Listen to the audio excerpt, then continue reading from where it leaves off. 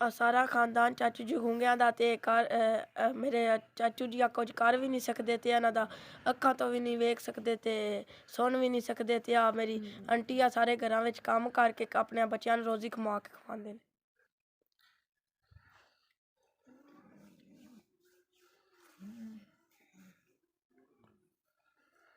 अल्लाह दा सिवा होर इन्हां दा आसरा भी कोई नहीं।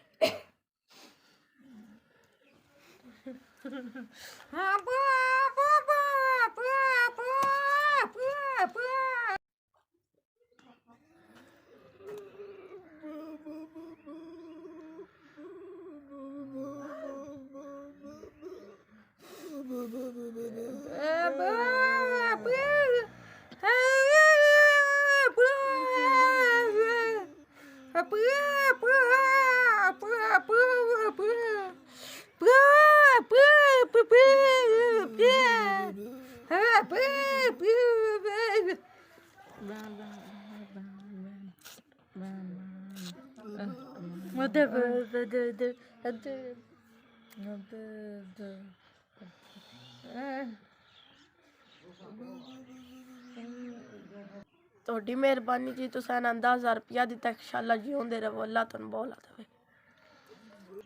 ਇੱਕੋ ਇਹਨਾਂ ਦੀ ਅੰਮਾ ਘਰਾਂ 'ਚ ਕੰਮ ਕਰਕੇ ਨਾ ਖਵਾਉਂਦੀ ਹੈ ਤੇ ਹੋਰ ਇਹਨਾਂ ਦਾ ਕੋਈ ਕਮਾਣੇ ਵਾਲਾ ਨਹੀਂ। ਇਹ ਸਾਰੇ ਖਾਨਦਾਨ ਦੀ ਜ਼ਬਾਨ ਵੀ ਕੋਈ ਨਹੀਂ ਤੇ ਜਿਹੜਾ ਅੱਬੂ ਹੈ ਉਹਦੀ ਨਜ਼ਰ ਵੀ ਕੋਈ ਨਹੀਂ। इंशाअल्लाह ਜਿਉਂਦੇ ਰਹੋ ਜਿਨ੍ਹਾਂ 10,000 रुपया ਦਿੱਤਾ ਕੋਈ 4 ਦਿਹਾੜਿਆਂ ਦੀ ਰੋਟੀ ਖਾ ਲਵਣ।